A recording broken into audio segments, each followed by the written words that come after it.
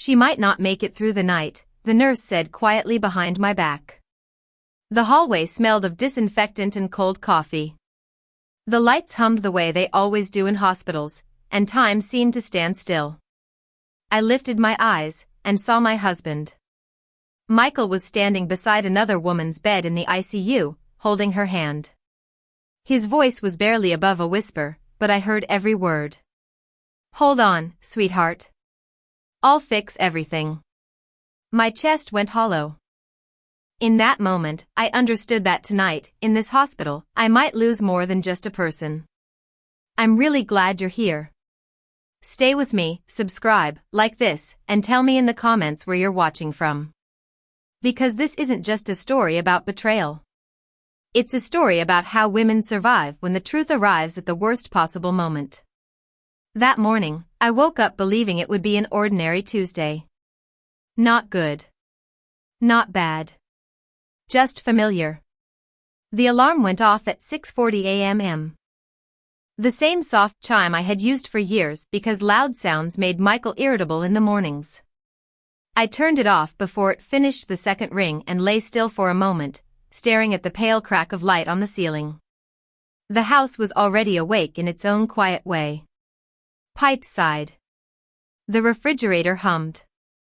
Somewhere outside, a car door slammed and an engine started. Michael was in the bathroom.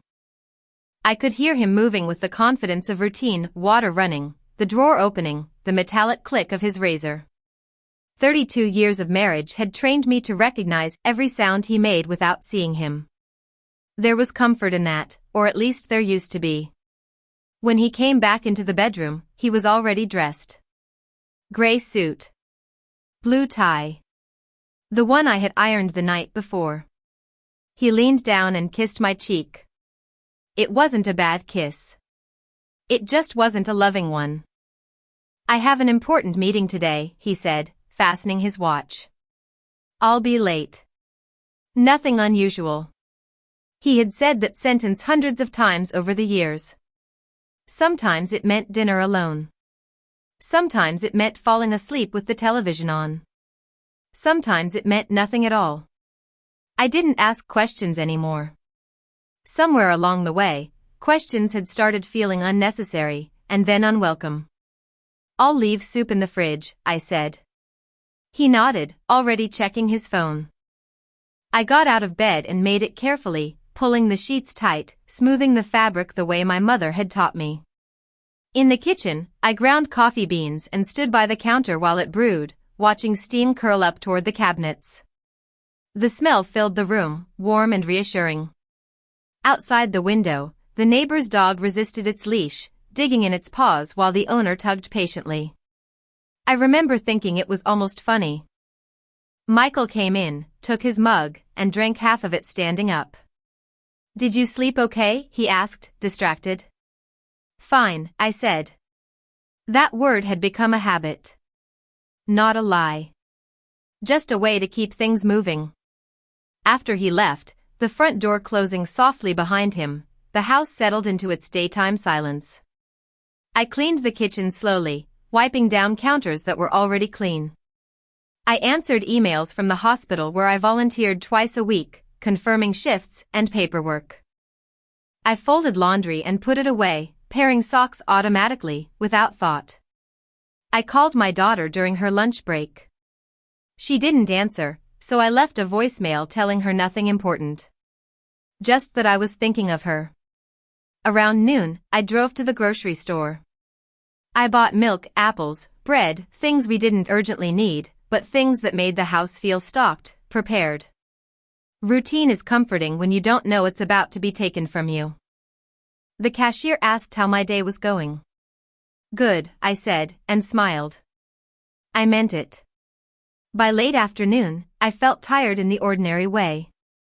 The kind of tired that comes from being useful, from filling hours with small tasks.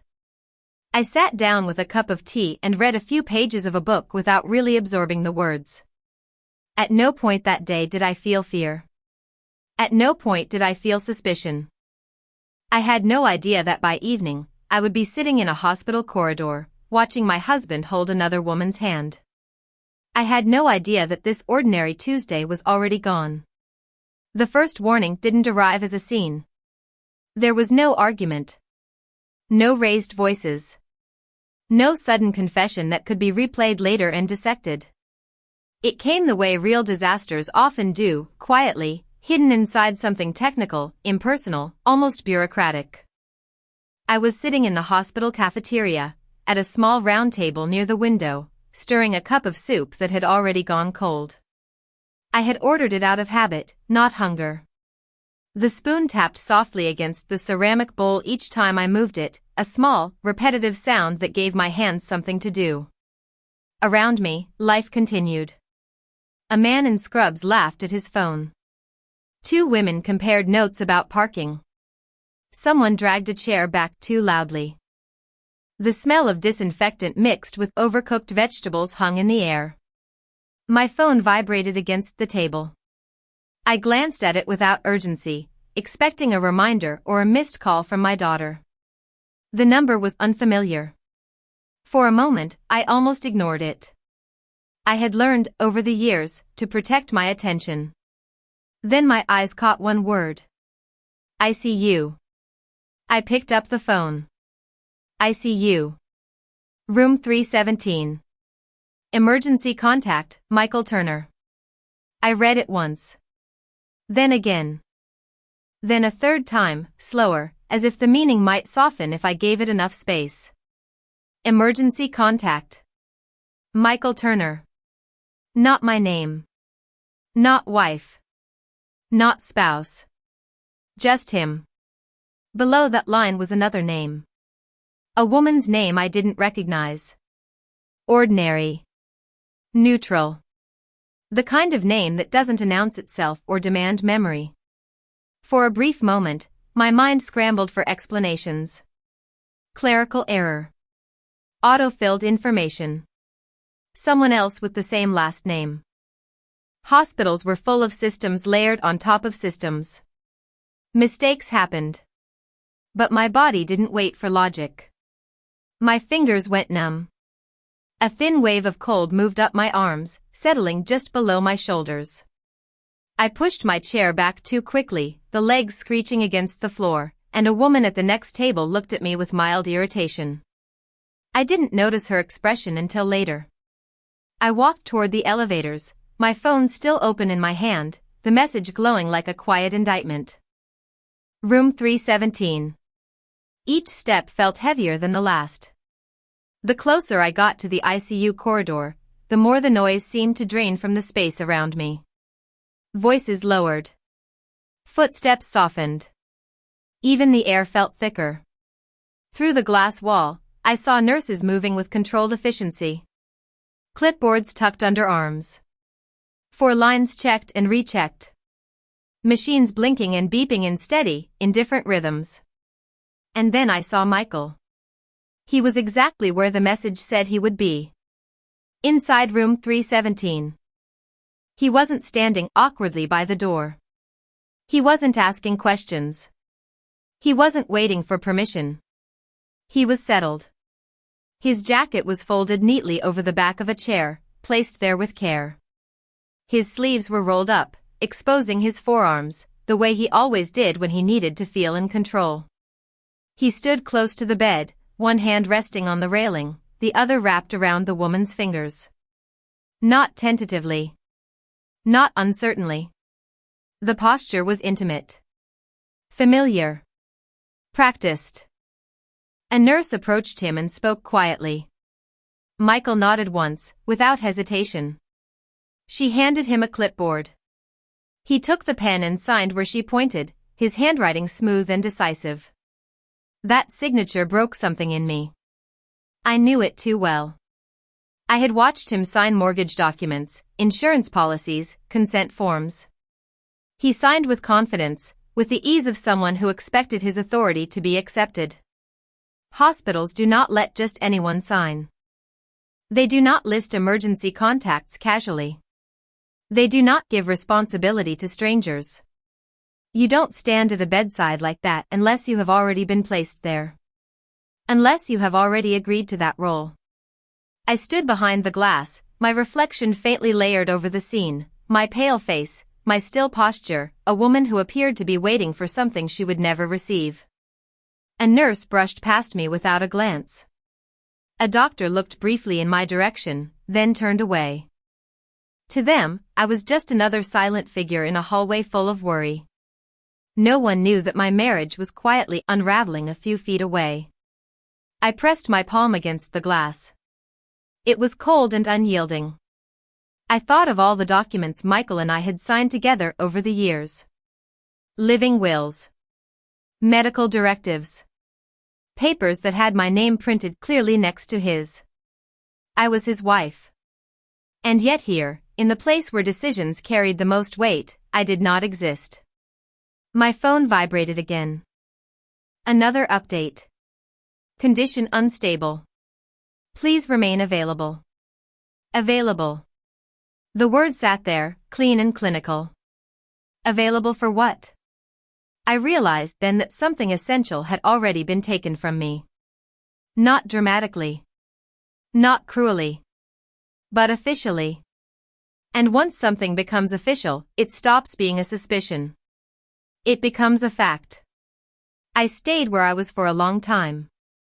Long enough for my legs to begin aching, long enough for the image behind the glass to blur and sharpen again as my eyes filled and cleared.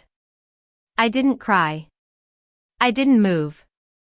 I simply stood there, absorbing what I was seeing as if my body needed proof before my mind would allow belief. The smell of disinfectant thickened in the air, sharp and clean, and with it came a memory I hadn't touched in years.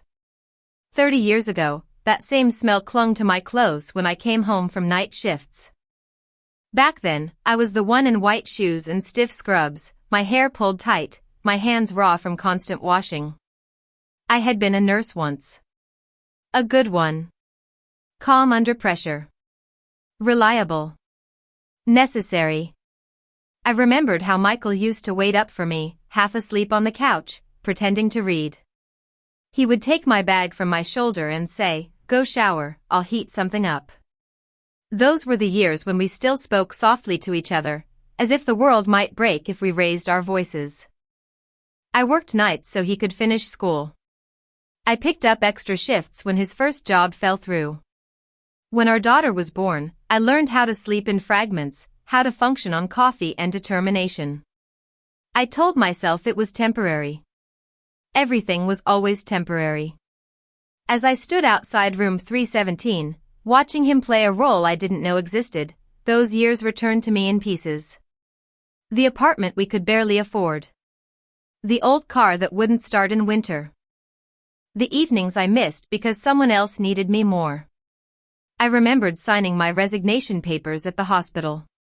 I remember the pen feeling heavier than it should have. Michael said it made sense. One of us needs to be stable, he told me.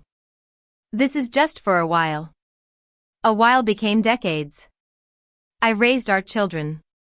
I managed our home. I supported his career quietly, efficiently, without complaint. When his schedule changed, mine adjusted. When his needs grew, I shrank mine to fit around them. I didn't see it as sacrifice then. I saw it as partnership. Standing there now, I wondered when partnership had turned into absence. I looked again through the glass. The woman in the bed was pale, her chest rising unevenly beneath the blanket. Michael leaned close to her, murmuring something I couldn't hear. The tenderness in his posture was unmistakable. It wasn't panic. It wasn't obligation. It was care. And that realization hurt more than the message on my phone ever could. I thought of all the times I had sat alone at night, convincing myself that distance was normal, that marriages simply grew quieter with time. I had told myself not to be dramatic, not to imagine things, not to ask questions that might make me seem insecure. I had been patient. I had been loyal. I had been invisible. The past did not rush at me all at once. It arrived slowly, like a tide pulling back, exposing everything it had covered for years. Each memory settled into place, forming a picture I could no longer ignore. By the time I finally stepped away from the glass, I understood something clearly for the first time. What I was losing tonight was not sudden. It had been taken from me piece by piece year after year, while I was busy holding everything else together. And now, standing in a hospital corridor that smelled like my former life, I knew I was done pretending otherwise. Once, Michael had been easy to trust. He was the kind of man who held doors without making a show of it, who remembered birthdays, who could speak to strangers in a way that made them feel chosen. In our early years, he used to call me from work just to ask whether I'd eaten lunch. When our daughter was small, he'd sit on the floor and let her braid his hair with the serious patience of a father who believed those minutes mattered. That version of him existed. I know it did, because I lived with it for a long time. But people don't usually change in one dramatic moment. They change the way a house changes when a slow leak is left alone, quietly, gradually, until the damage is everywhere and no one can remember what dry felt like. The first thing that shifted was his privacy. It began with passwords. A small thing, almost reasonable. "The company requires stronger security," he said one evening, tapping at his phone with his back turned to me. "Too many breaches these days." I accepted it. I even admired the practicality.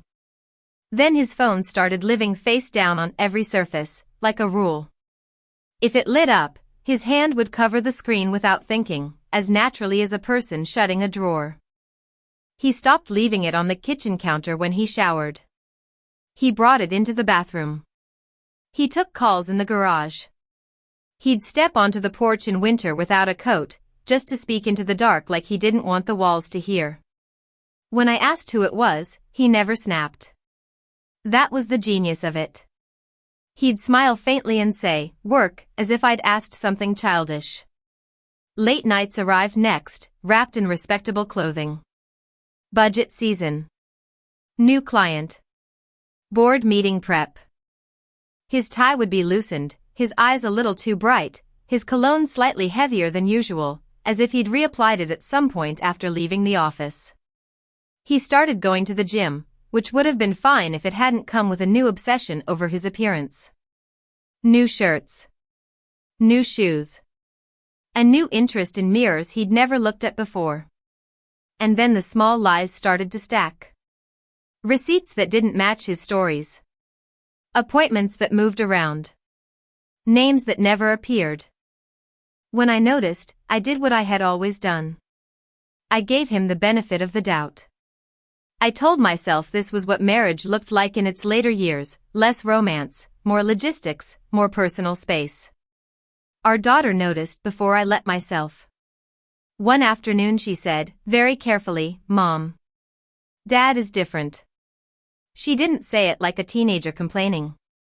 She said it like an adult choosing her words so she wouldn't hurt me. I laughed it off.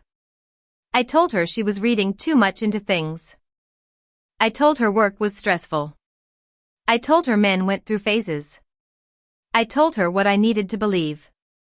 Even my doctor tried to warn me, though he didn't know the real reason my body had begun to ache. "Your blood pressure is up," he said at my last checkup. "You need to rest more. Less stress." That night I repeated it to Michael, expecting him to show concern. He didn't.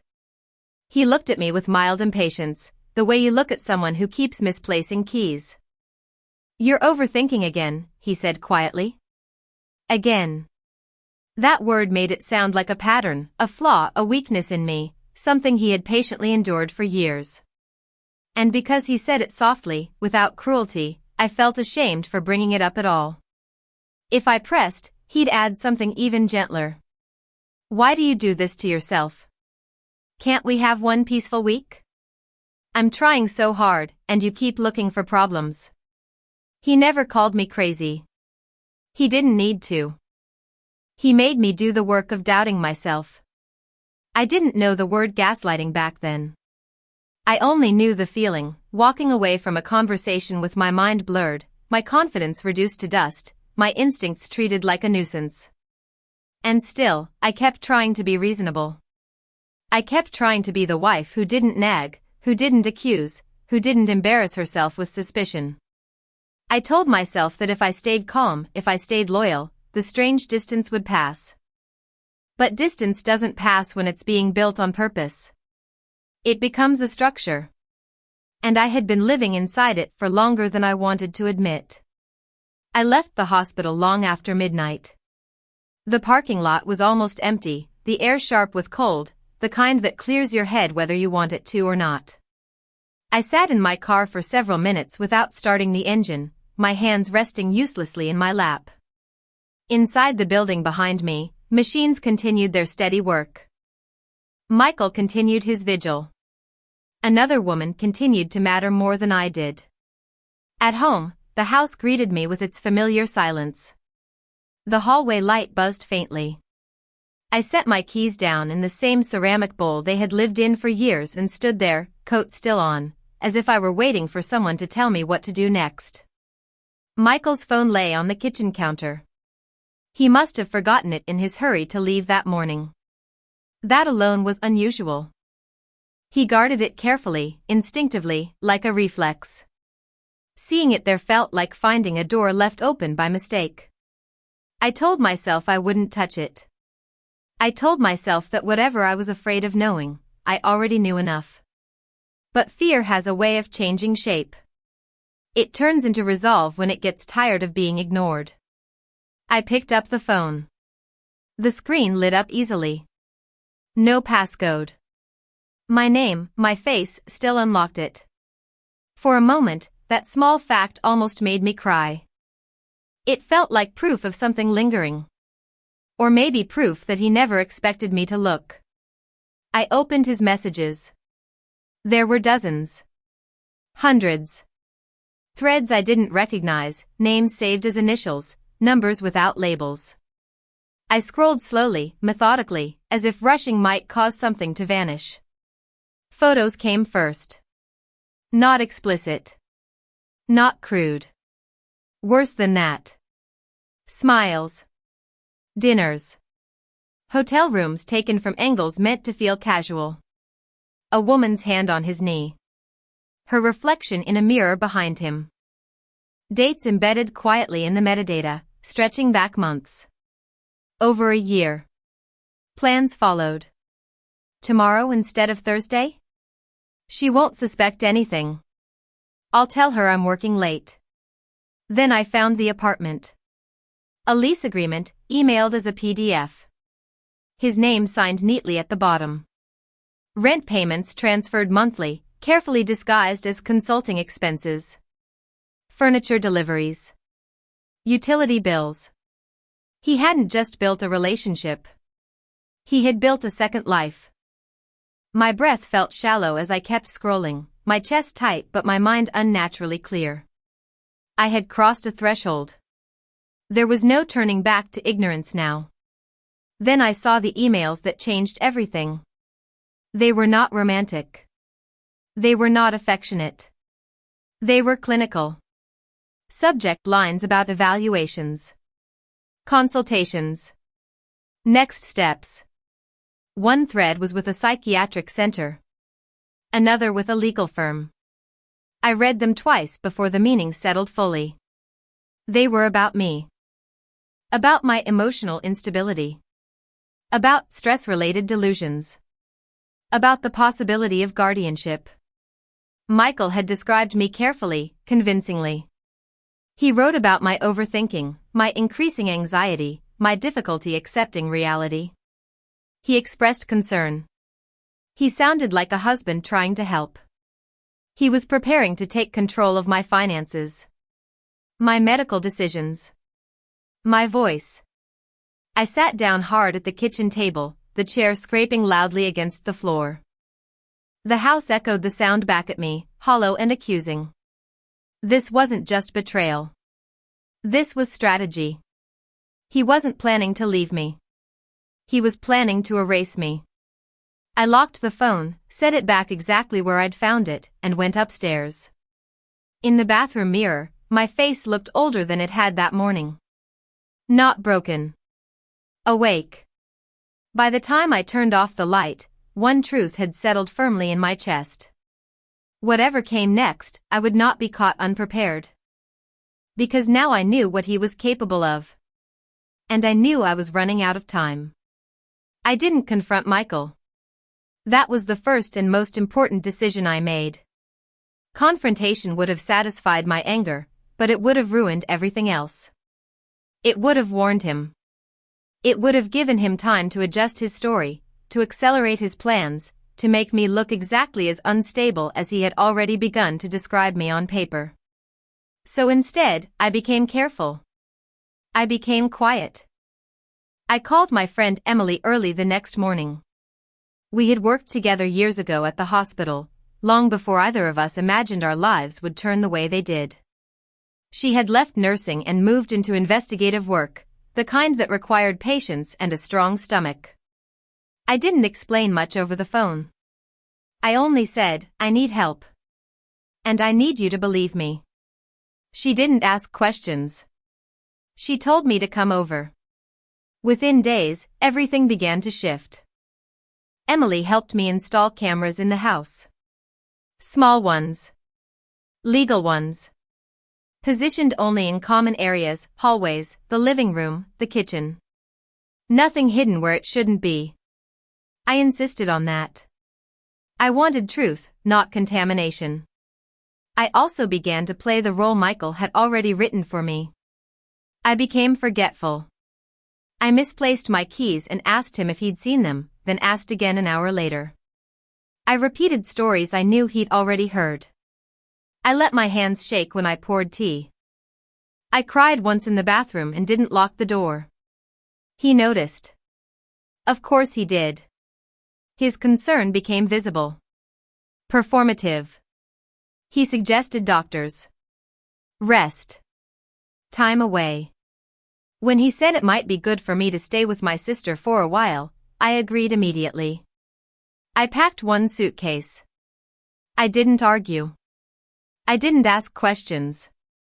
That was when he made his mistake. The cameras showed everything. The first night after I left, he brought her into my house. Not cautiously. Not nervously. Confidently. She walked through the room slowly, touching my furniture, opening drawers, commenting on what she liked and didn't. She poured herself a drink from my cabinet. She laughed too loudly, as if the space already belonged to her. She's really losing it, Michael said on the recording, his voice weary but indulgent.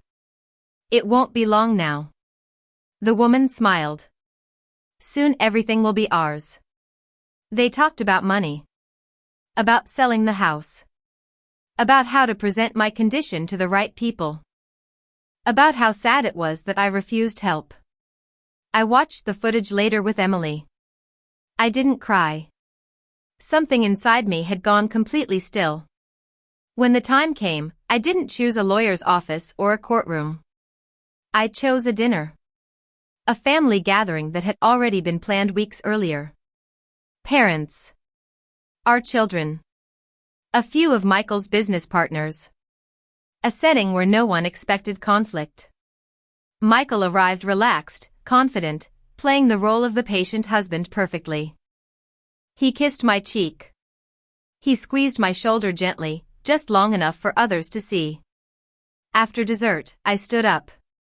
I need to share something, I said. My voice didn't shake. Emily connected the laptop to the television. The first video played. Michael's voice filled the room. She's losing her mind. Someone gasped. The second clip followed. Then another. Conversations. Plans. Dates.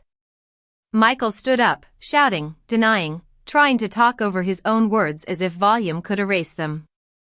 He blamed stress. Misunderstandings. Me. But the recordings kept playing. His mother began to cry.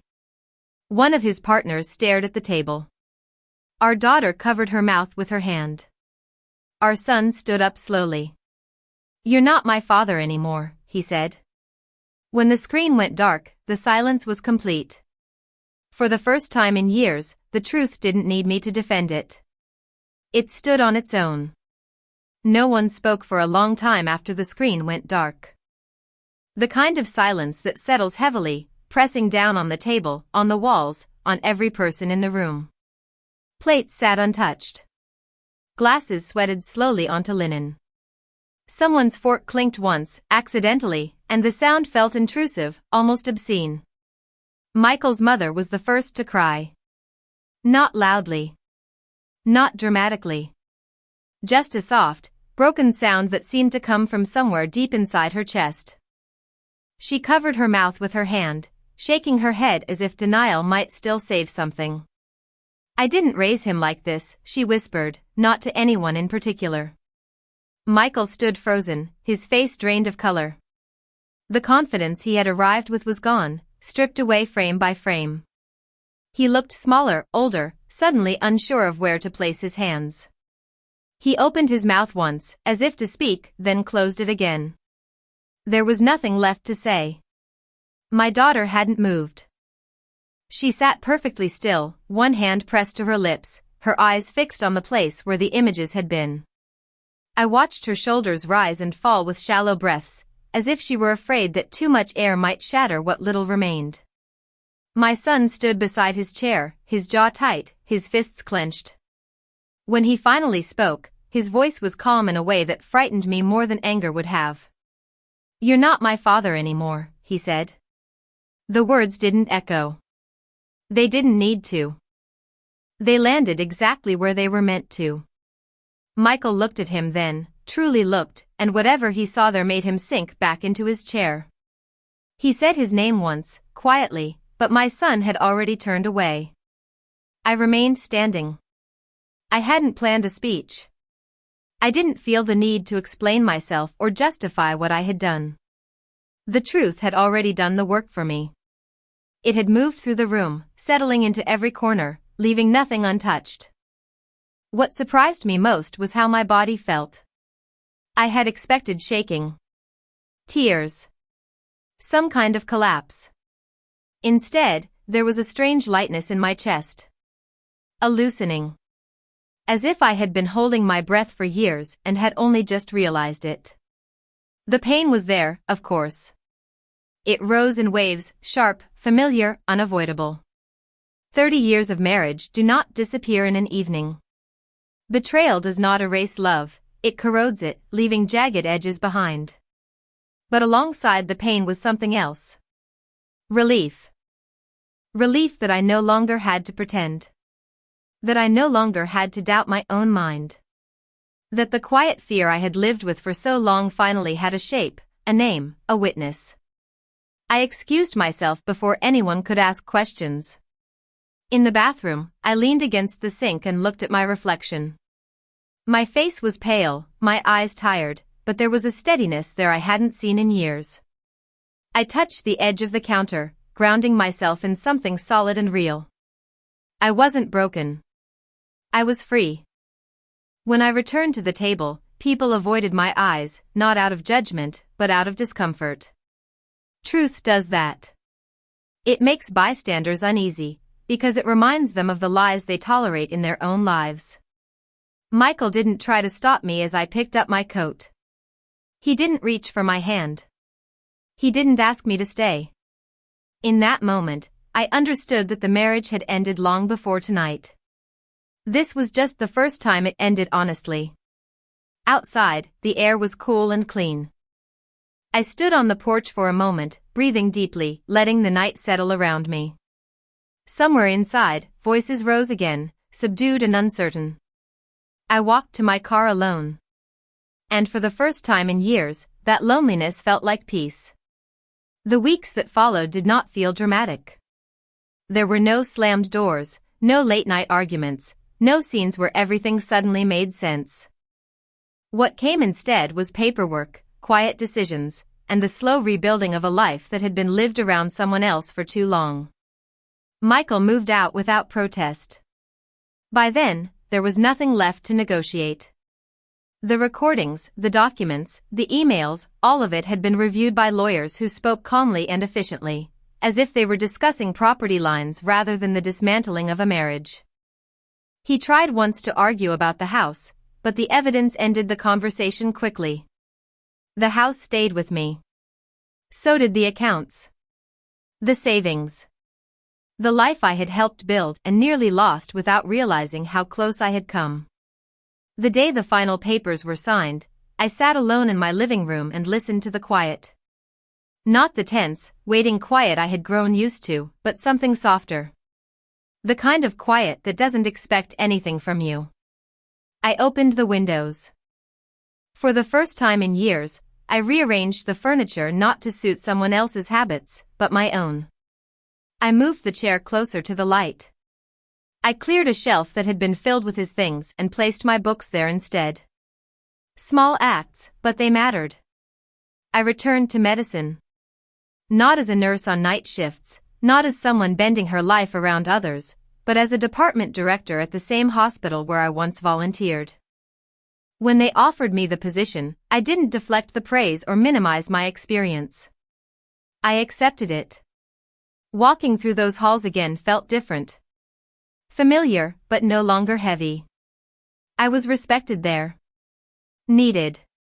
Seen. I also began therapy.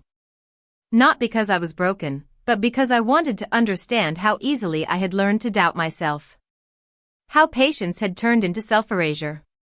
How love, when unbalanced, can quietly train you to accept less than you deserve. Some days were harder than others.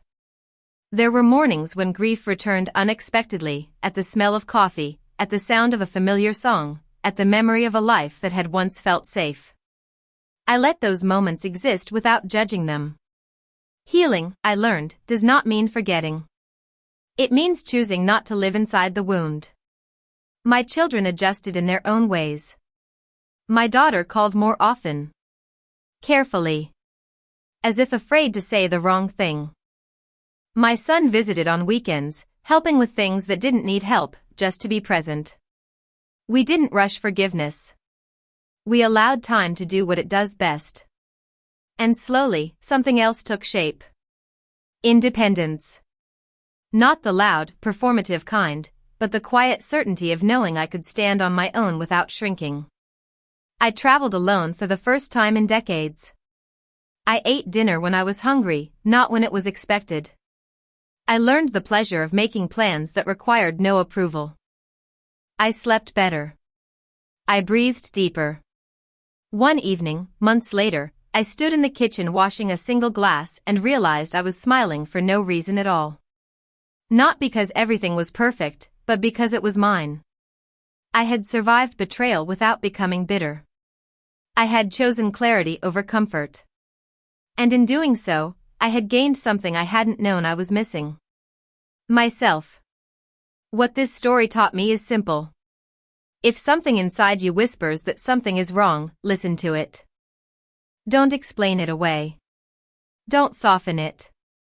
Don't silence yourself to keep the peace. Love should not require you to disappear. Trust should not feel like confusion. And patience should never cost you your dignity. I learned that truth can hurt, but silence destroys much more quietly, and far more completely.